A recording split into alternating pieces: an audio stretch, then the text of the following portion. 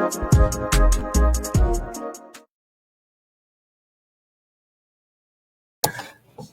everybody. How are you doing? Hey, Paul. Hey, everyone. Hey, how's it going? It's going well. It's going well. Everybody, welcome to this edition of Lansing Marketing Hackers, our first one for 2021. And we have made it out of the I don't know what you want to call 2020, but we've made it out of that. I'm Paul Schmidt. I'm one of the founders of Lansing Marketing Hackers. I'm the owner and creative video strategist for Introduce Multimedia, and we're looking forward to today. I'm glad that you are all able to join us. And I know that I started the thing a little bit early, so we have about a minute worth of time as I hit the wrong button. The countdown was supposed to start, went right to the intro. So anyway. So welcome, everybody. I'm going to toss it to Julie because Julie's got some exciting news as well as talking about who she is, what she does, and all that stuff. Julie, go right ahead. Paul. Thanks, Paul. You just were so excited to get this started. We have a great talk today from Seth. I know we're all looking forward to that. I'm Julie Holton. I'm also on the committee for Lansing Marketing Hackers. I'm the owner and principal strategist of M Connections Marketing Agency, and crazy enough, soon to be a TV show host.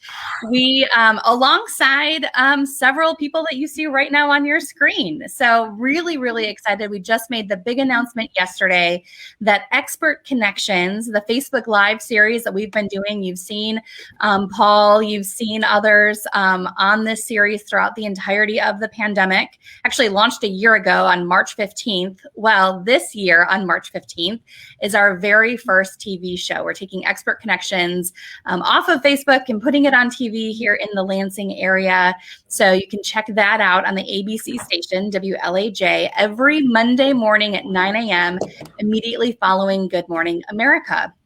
And on the show, we're going to have a Marketing Connections segment with our very own Paul Schmidt from Introduce Multimedia, Seth's team from Symposia Labs, and Seth will be speaking today.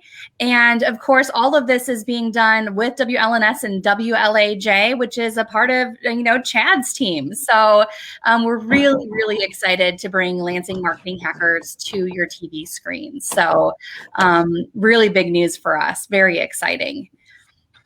Yep. And I'm Chad Muntz. I'm with WLNS and WLAJ, and I'm going to make sure this thing goes off without a hitch. Trust me. No pressure, Chad. Yeah, exactly. It's better. Make us look good on TV. Bet.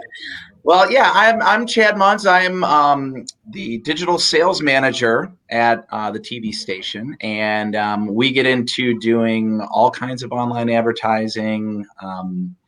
And I'm the person who kind of quarterbacks that whole arrangement there at the station. So we've been talking about hacking digital marketing now for about, I guess we're going on year 4 now, which is exciting. And I'm also one of the founding members with Paul. And it's really my pleasure. We've been working with Symposia Labs out of Grand Rapids. They're a sort of a kick-ass marketing firm. They're doing all the right things and staying ahead of the curve and really doing good things for their customers. And we always are thrilled to have. We've had the founder Timothy Haynes speak to this group quite a few times, and he's a fan favorite. And we're really honored to have the Chief Strategy Officer of Symposia, Seth Getz, come on today and able to share his insights as Chief Strategy Officer. We love to talk about digital marketing strategy in addition to all those little bits and bytes we can get geeky with. So without further ado, I'm going to let Seth tell you a little bit more about himself. So Seth. Okay. Yeah. Thank you very much, Chad. And it's a privilege to be here with you guys. It's a lot of fun. I've heard so many good things about this group, and so it's just great to be here with you guys. So with Symposia, we get to do a lot of things. We have a personal love of growth. That's both on our personal lives, that's both in our business, and we love to help other organizations grow. And so we love talking to them about what they're trying to do, what their objectives are, where they're trying to go, talk through their entire marketing plan and see if what we can implement as far as their digital marketing plan and how to do that. So we'll strategize with them, we'll consult with them through the process, and we'll implement it. So we have a lot of fun doing that stuff. Well, awesome. Thank you once again for sponsoring this awesome talk of yourself. You just sponsored yourself. You did realize that, right? So just thought I'd throw that out there. Shameless plug now. It's a shameless plug. But anyway, I think without further ado, we're going to let you start your thing. And so I would like to ask everybody for a round of applause. However, we're not going to hear it. But anyway, oh, there we go. Chad with the snaps. Okay, good enough. But anyway, you ready to go, Seth? You ready to do this? I'm ready. Okay. All right. Well, take it away, and we'll talk to you for the Q&A section after you're done. Okay, sounds good. So we're going to talk about something that I absolutely love to do with clients, and that is to help them find, discover, and build out their niche. Now, I define a niche as the interesting intersection of a narrowly defined audience that has a specific problem and a message that both acknowledges and communicates a solution to that problem, and then a business that is designed to be awesome at solving that problem. Now, I'm going to be sharing a variety of examples from just various businesses, industries, and stuff like that. So just as you're going through this thing, take it in and say, what can I apply from this other industry into mine? Because one of the things I've realized is that innovation rarely comes from within the industry box. So see what you can take and steal from another idea or industry. And let me get started off here. One quick story kind of set the stage for where we're going. I call this a tale of two chiropractors. And one of the questions I like to ask any clients is, who is your most probable customer? And I find it interesting as they answer that question, see what they come up with. Because I asked one chiropractor, I said, who is your most probable customer? He thought about it for a minute and said, well, someone with a spine. Okay, that's everybody except politicians.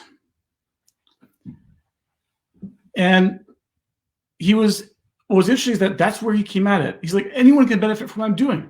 I can help anybody. Therefore, my target market is everybody.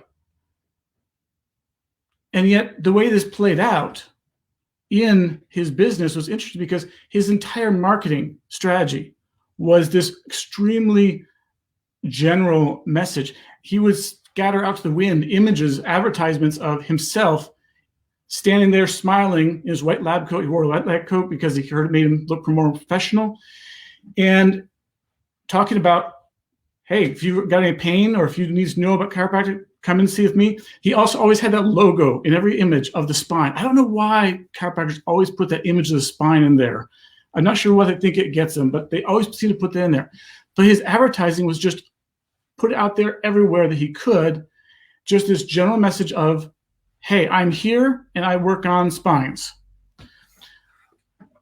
He would do seminars, events, talking about the benefits of chiropractic care. He would sponsor the Little League. All okay things, but none of it was very specific. Talk to the second guy, second chiropractor, same business, same industry, same size of business. Asked him, who is your target market? He came back with the answer, I'm looking for someone between the ages of 25 and 45 who's been in an auto accident in the last 6 months and has insurance.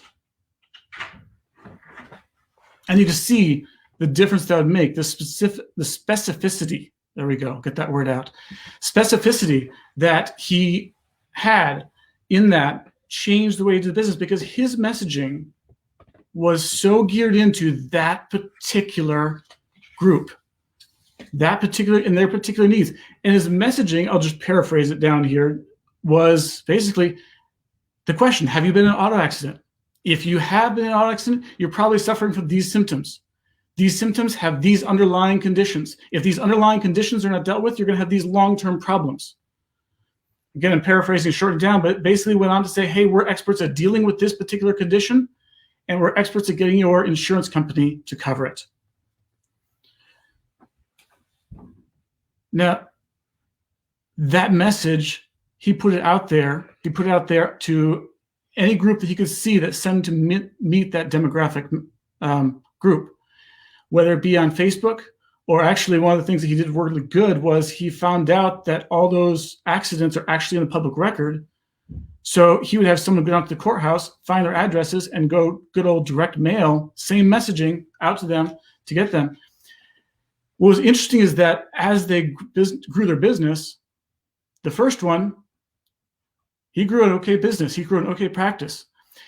The average person that came into his business was worth around $800 to $1,000 in lifetime value to him.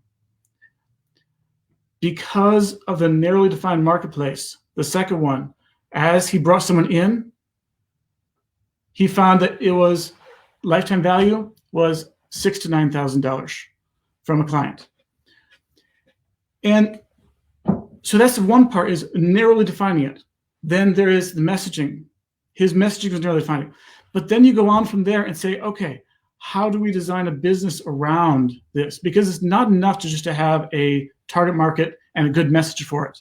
You've got to have a business that is designed to be awesome in that particular problem, to deal with that particular problem. You've got to design the business around it. So he went top to bottom in his business, everything. He said, what does this target market with these conditions, what do they need to see from me? What's their situation? When they walk into my business, what do they need? Everything revolved around trying to match that particular target market and having that niche market of working with those people. Now, he wouldn't turn away anyone who came in just off the street, but his marketing was all about that particular market and trying to fix it in there, because it's not trying to be efficient in marketing, is finding small areas and growing them and finding small opportunities and really exploiting the small opportunities. So, and by the way, interestingly enough, the second guy didn't stop with just one business. He developed this same concept in multiple cities around the country. And each time, because of the messaging, because of the target marketing, he was able to make a successful start of them. So it's amazing what you do when you get that one. But we all know, both in our own businesses and in our clients' businesses, that we need to have a certain niche, a certain target market, and messaging that works with that. But how do we go about finding them? How do we go about doing it? Because we're talking about a small, carefully managed marketplace where you set out to become the dominant presence in it. Somehow, preferably by science, by strategy, by demographics, by psychographics, whatever it takes, you have to shrink the size of your target market, of who you are going after, so that whatever resources you're able to commit to it, you can dominate it. You cannot dominate the group that says anyone with a spine. It just doesn't work. You've got to have a small market to be able to dominate it.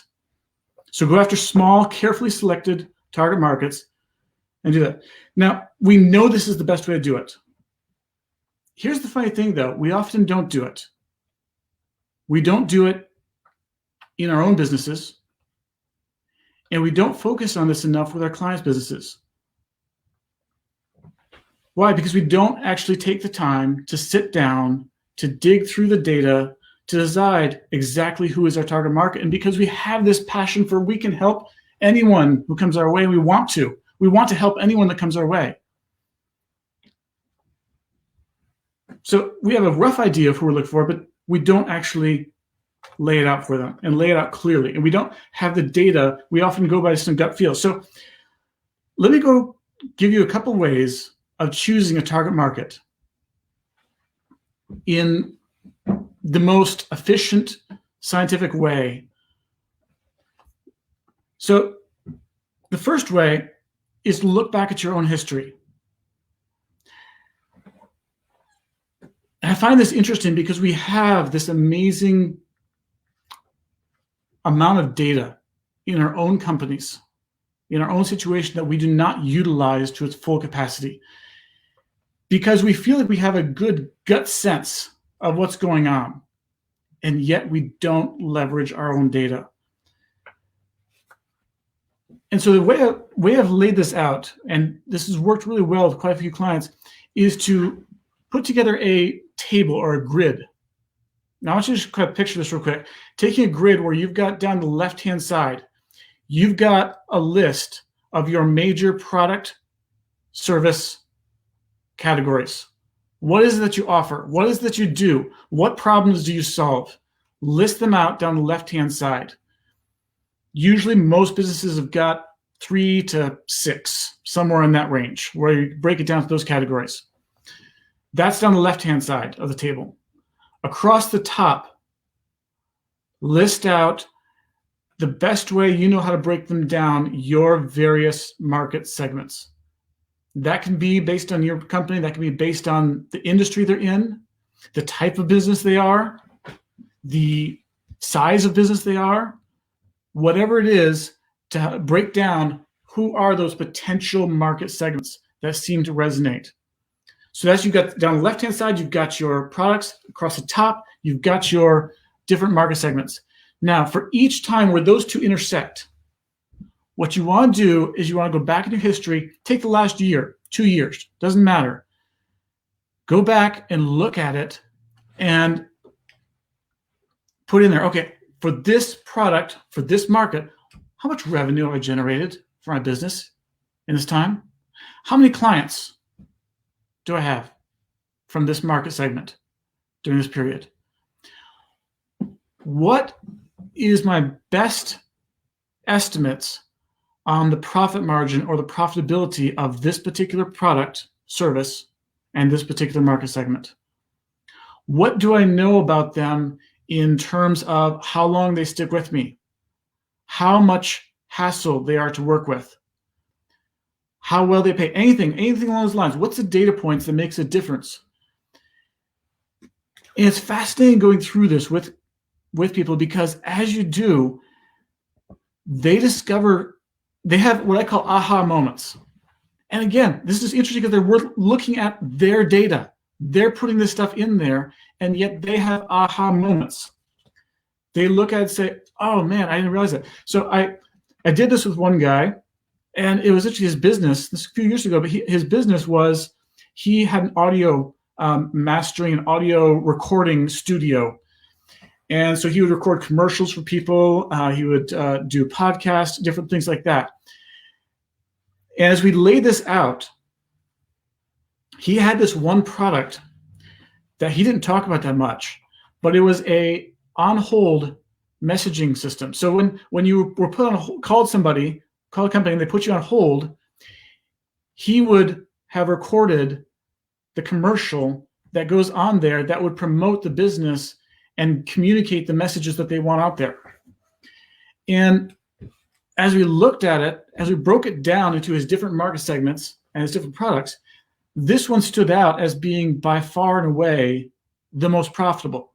But it was a small segment. It wasn't very big, but it was very profitable and very consistent money. And he'd always said, if I can grow that one, I would like to. But he was trying to grow it. All of his efforts in growing it were at growing it with the small business community in his local area, trying to get these companies to put this program in place. And he was always struggling with it. But as we dug a little deeper into it, we found out, hey, there are 3 clients who have stuck with this client and who have loved this particular service. All 3 of them happen to be hospitals. So we dug a little deeper and said, what about this group? Are they good to work with? Oh, they are the easiest to work with. They pay on time? Oh yeah, completely.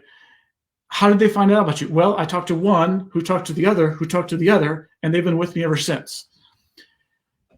And it was just this, I just kind of let him kind of discover this. I was like, so should I be going after hospitals and not this? I was like, yeah, absolutely. Absolutely. So he changed his marketing. He changed his marketing. Instead of trying to join the local chamber of commerce and market to this just general small businesses who could honestly use what he was offering. But they didn't understand it. and they weren't ready to pay for it. Instead, he got out of his local area and started talking to every hospital in the area, every hospital in the country, and taking this program, same program out there.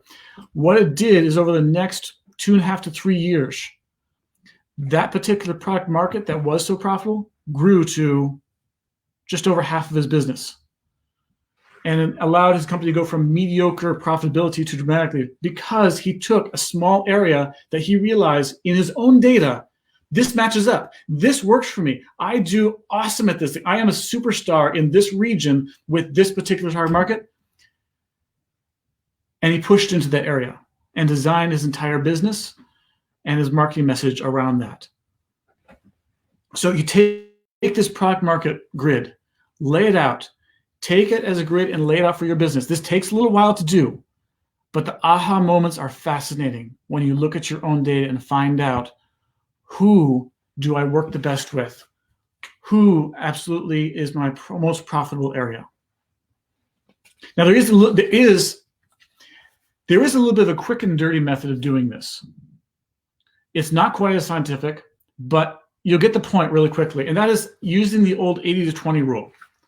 80-20 rule in so many businesses is that 80% of the profits in your business come from around 20% of your client base. I've seen this happen over and over again. Now, I'm not talking revenue. Revenue is not the same. It's 80% of the profit in your business comes from around 20% of your clients. The question is, who exactly are those 20%? Take a good look at your own data. Who are those 20%? What do they have in common? What commonalities in their problems, in their industry, in their whatever that brought them to your business and make them such a great customer?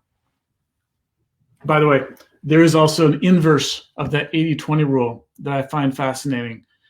And that is that roughly 80% of the hassle in your business comes from around 20% of your clients.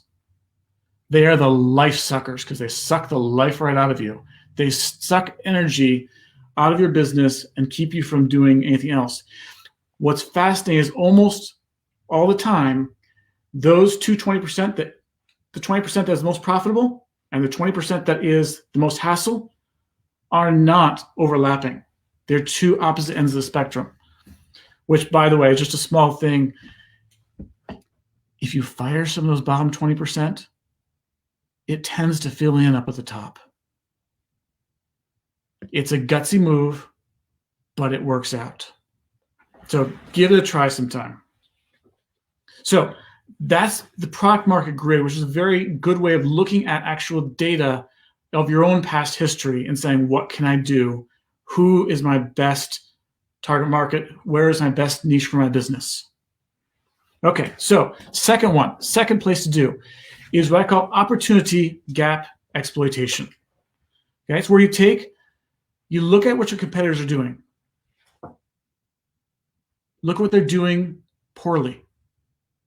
Look at what they're not doing at all. And focus your business around that. It's trying to find who is not being talked to here, who's not being treated well, who is being preyed on by companies, and championing that situation, championing those companies, finding the opportunity and saying, we're going to be exceptional in the area. I worked with this one remodeling company. And as we're talking this through, I had just seen a list called the top 10 frustrations with the construction industry and the remodeling industry. And so I shared it with them. I said, here is what the public is saying about what they hate about your industry. And they looked at that and they realized, of course, they were making some of those mistakes, yes. But there was two areas where they did really well and that they got compliments from clients. And then there was another one that they said, this one matches up so much to us and so much to our values that we need to be awesome at this area. They made a commitment right then and there that they were going to take those 3 items. And those 3 items, the complaints that people had about their industry, those 3 items were going to be the foundational cornerstones of their service, customer service policies. The way they dealt with the customer, they were going to be awesome at those 3 things. Not just acceptable. They said we're going to do our very best to be acceptable at all these other 7.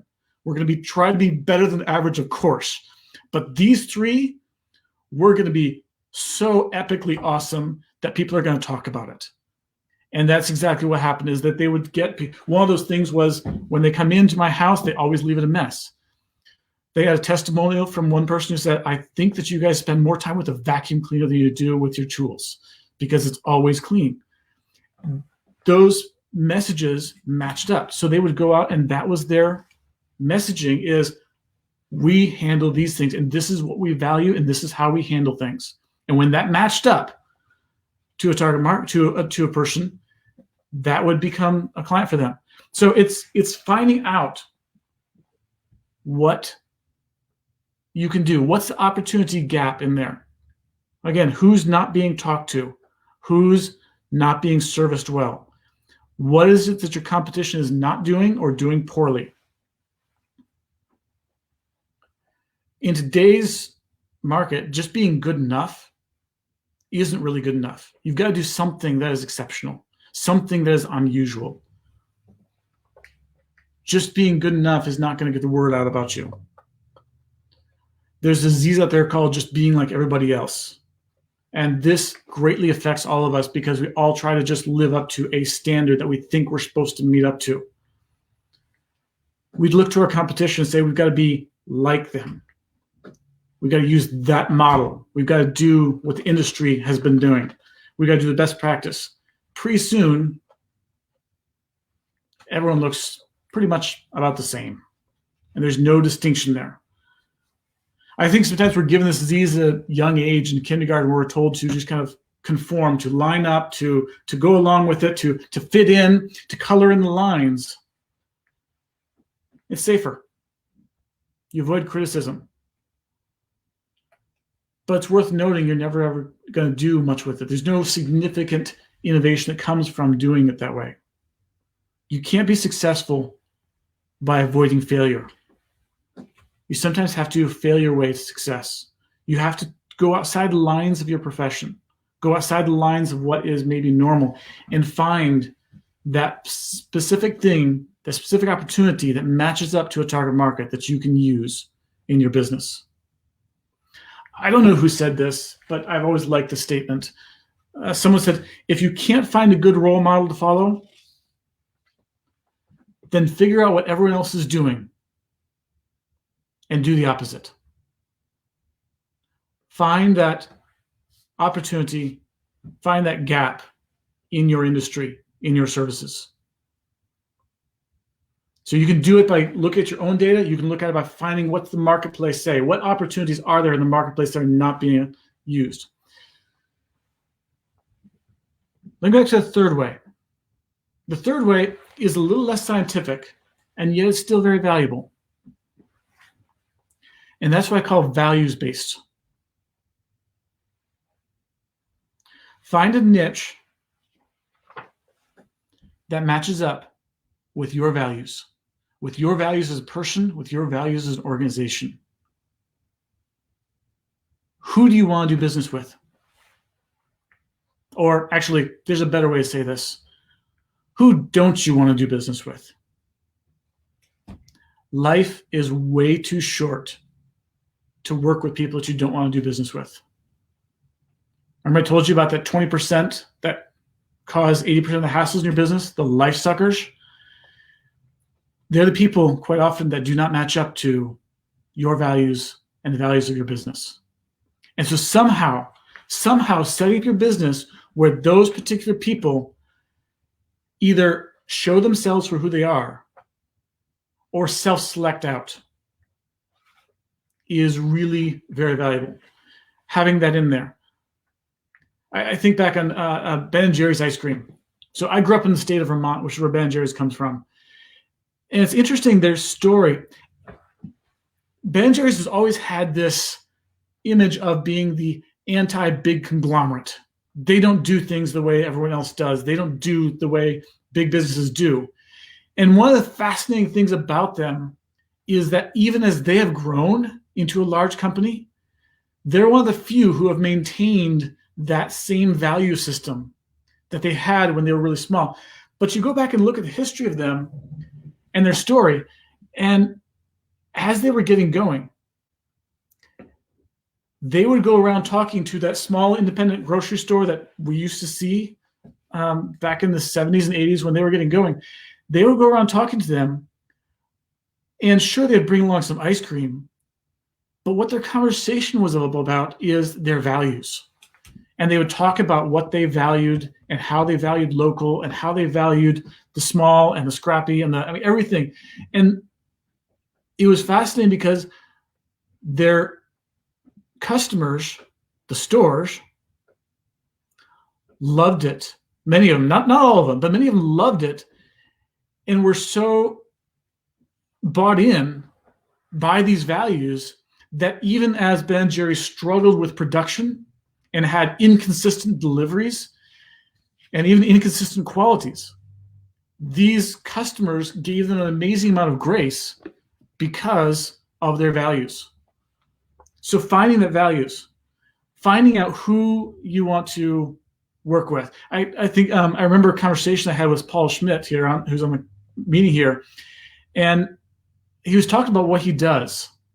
And I think he made the statement that stuck with me. He said, because Paul works telling a story of awesome nonprofit organizations. And he just has a real skill at this, drawing out from them and helping them to broadcast that message out there and tell a story. And he said, I want to tell the good guy's story. That's part of his values. That's part of what matches up for him. And therefore, that affects his target market, that affects his messaging, that affects who self-selects in to work with him and who he decides to work with. So 3 ways of kind of figuring out who your target market. You've got to choose at least one of these. At least one of these, and take the time, sit down, write it out. Product market grid, write it out. Take the data. Opportunity gap exploitation. Start looking at the competition, the landscape out there. Figure out which one you're going to go after, how you're going to do it. Values. What are your values? We all have a vague idea what they are, but what actually are they, and how do you talk about them? Some people have a statement, well, we value these things, but how much do you talk about them with the marketplace? How much does the marketplace know what those values are, besides if they look on the About Us section of your website? They need to know what it is that you value and how you value it.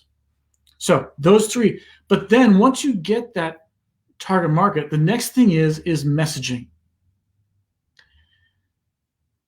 Messaging. What is it that this particular target market needs to hear?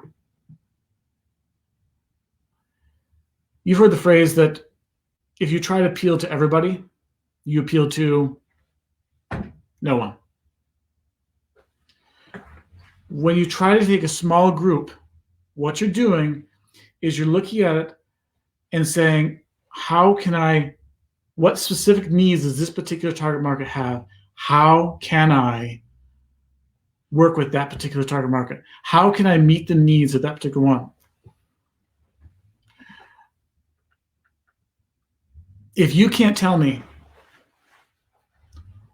what keeps your target market awake at night, staring up at the ceiling, stomach tied up in knots, if you can't tell me what causes that, you don't understand your target market. Because something is. They have a problem. They've got a conversation already going on inside their head. You've got to tap into that conversation. You've got to be the person who provides the solution to that problem. But you've got to know what it is and trying to figure out what is it that's going on inside there. What is it that they want? It's not about what you have. It's not what you're offering. It's about what they want. I talked to this one person and she had a very interesting business. She had a very narrow marketplace. She ran seminars teaching recruiters for the financial industry how to recruit more people into their companies or organizations. She would go around and have these seminars and workshops around the country. And so she promoted that, and that was her business. We had to talk about, why do they come? What is it that they really want? Because it makes sense that they would want to do better and do this, but there's something else going on. And as we talked about it, she related this story that she was one time at the conclusion of one of her workshops, ended just before noon. She went to get a bite to eat. She happened to be sitting at the table right next to 4 guys that were at her seminar. They didn't notice her. She had her back to them. They didn't notice her, but she recognized them. And she was sitting alone, so she overheard their entire conversation. So I was like, well, what did they talk about? Because they were just in her seminar. They just went through the whole thing. What did they see? What did they say about it? She's like, they didn't talk about it at all. They talked about golf. They talked about where they're going to go play golf that afternoon. They talked about other courses they played. They talked about the new driver. They just talked about golf. That was the entire conversation. And she was so disappointed. She's like, here they just went to the seminar. They didn't have any interest to talk about it. It's like, well, okay, but this is what's going on inside their mind. How can you possibly use this? She's like, I don't know. Now, you got to realize she had zero interest in golf. Zero. Nothing. Okay? But as we got talked about it, she decided to change her message. She started talking about, in her marketing for her next seminars, that basically giving the message of, wouldn't you rather, instead of trying to prospect by calling people and by going through all this hard work of reaching out and touching people, wouldn't you rather be closing deals and making relationships on the links? Come to figure out how to put that program of bringing people into your pipeline on autopilot so that you can just foster the relationship and go play golf with them and bring them on. The messaging worked. It boosted her response rate dramatically. She went a step further than that. She took it and made sure that her seminars always ended at noon, and that there was another event afterwards at the golf course. Again, she didn't care about golf, but she's like, let's play into this thing. Let's work with the messaging that's already going on inside their head. She went a step further. When people would inquire about coming to it and ask for information, she would send them a packet of information about the seminar. Yes. She would include, wherever the seminar was, information about the golf courses in the area. Because she knew this is what was going on, and she realized how much people wanted to do this. It wasn't something that matched up to her, but just it was her tying into, what is my target market and what are they thinking about? Now, that wasn't so much of what was keeping them awake at night, but it was what their passion was. So finding out what that message is, what is it that target market is talking about? What is it that they want to do?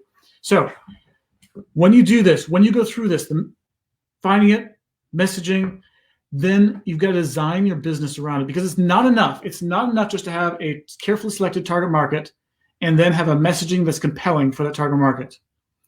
You've got to design the rest of your business to be absolutely epically awesome at solving what it is that they're trying to do. Once you've done that, once you've gone through those 3 things, you now have a niche for your business, and you've got something that should be very profitable for your business for a while to come. So with that, I'd like to throw it open for any discussion or questions. I really enjoyed talking about you guys and hope that it works well for you. If you guys have any more questions or comments, feel free to shoot me an email. But yeah, let's bring this open for some questions here if we could. We do have one question right off the bat. First of all, Seth, that was phenomenal. I have so many things that I would love to dive into further with you, but we're going to start with the question in the chat box here.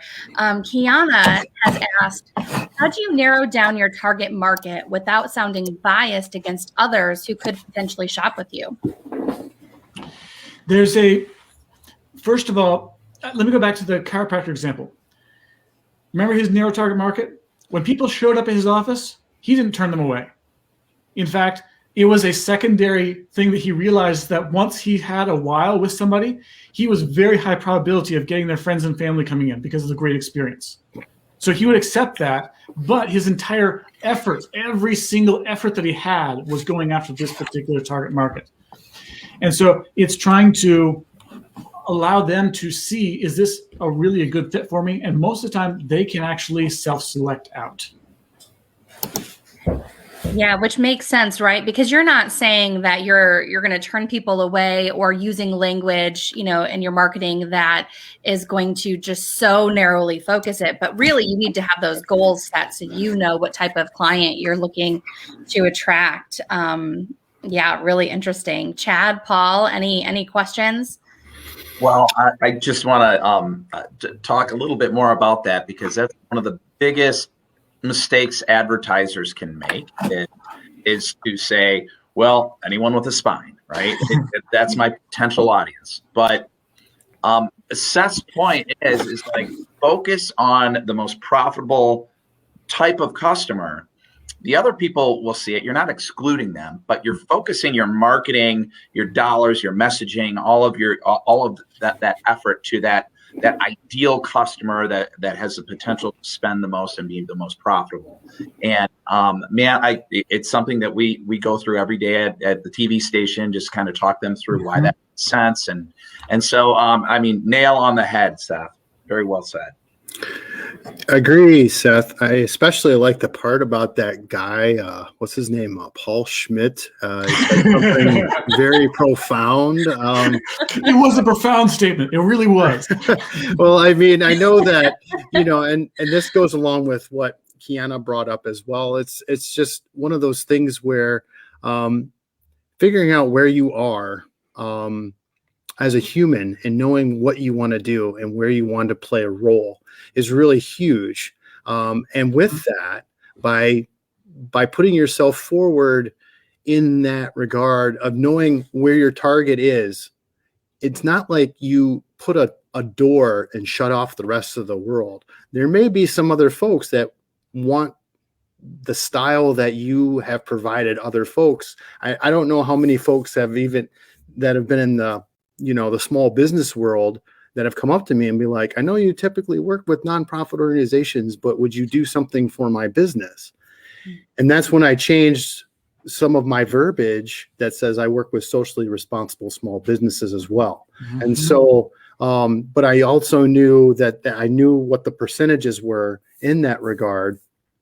And the simple fact is they enjoyed what I was doing, and they wanted us to tell that message. And so you're not really technically shopping, like I said, you're not shutting your door to a segment of the world that just can't get in, because you're putting yourself out there. You have a website, you have social media.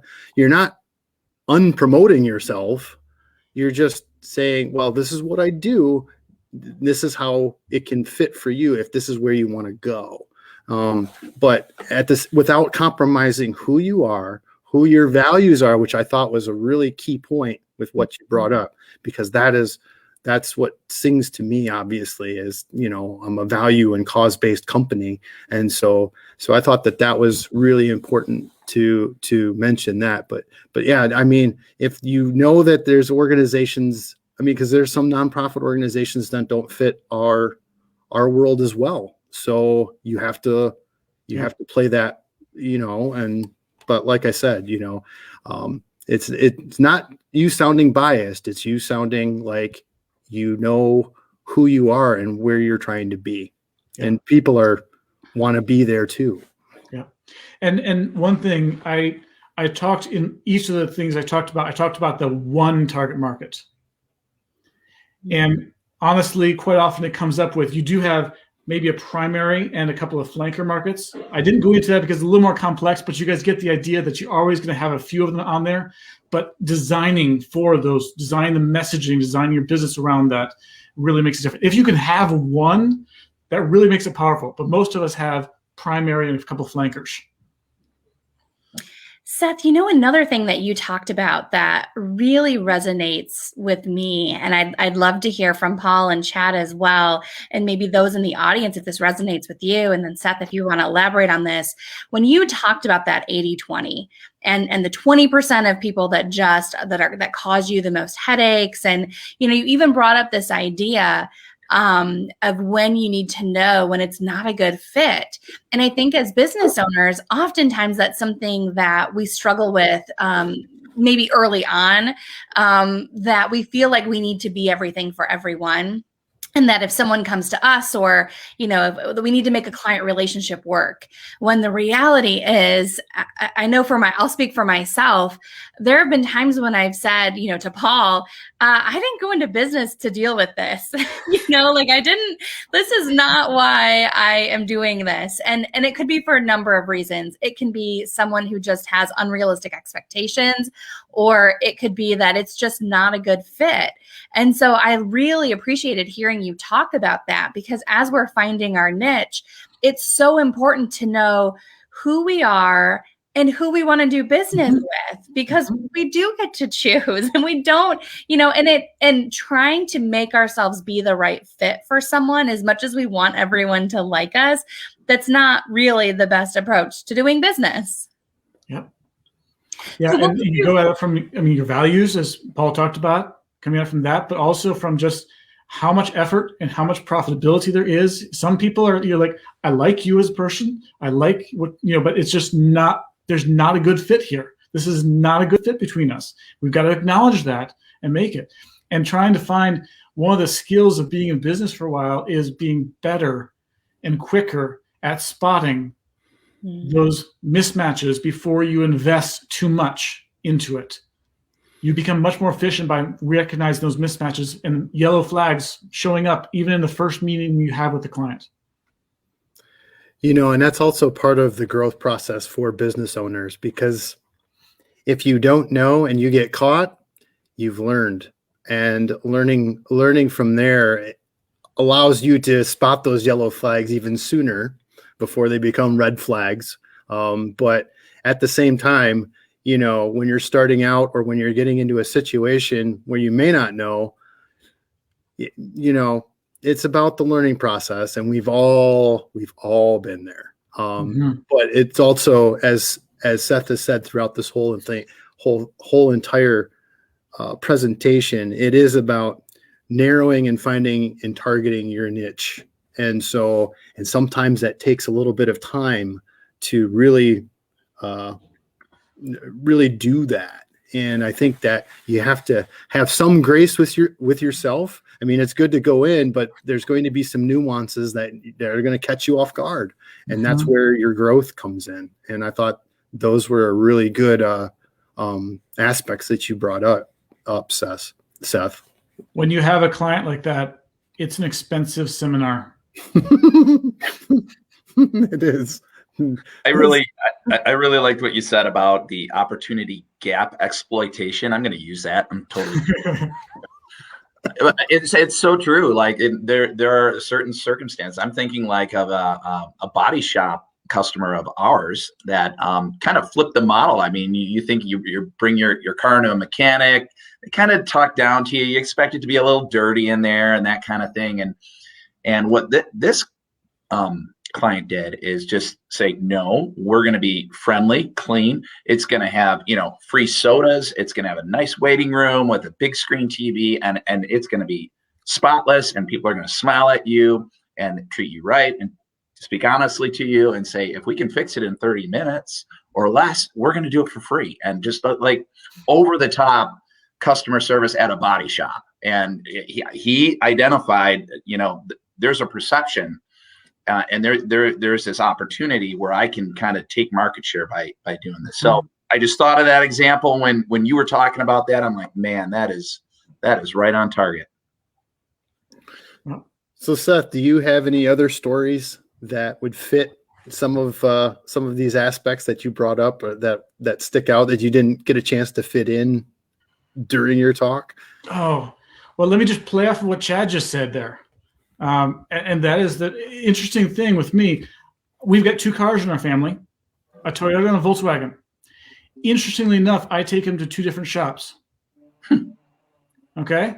The one shop is very much like what you talked about. They are clean. They are awesome. I mean, they just go so much above and beyond that I love them as a company. Mm-hmm. Then I bought a Volkswagen, and I had a very frank conversation with them. I was like, I know you can work with this, but there just so happens to be right in my neighborhood another guy who has spent 40 years working on only Volkswagens. That's it. He will not touch any other car. I was like, I know you could do it, but I'm going to go with him for this car. And he's like, I understand. I get it. You know, two different ways of segmenting themselves. One guy said, I'm only going to touch one particular car, and I'm going to be so awesomely good at that one. He could diagnose those things like you wouldn't believe. I mean, 40 years working on one type of car versus the other guys, they're just so awesome. The guy that works on the Volkswagen, he's not clean. He's not the most. He's not. But it's okay because it's choosing the matchup. You get to choose what you want to do and what you want to be awesome at.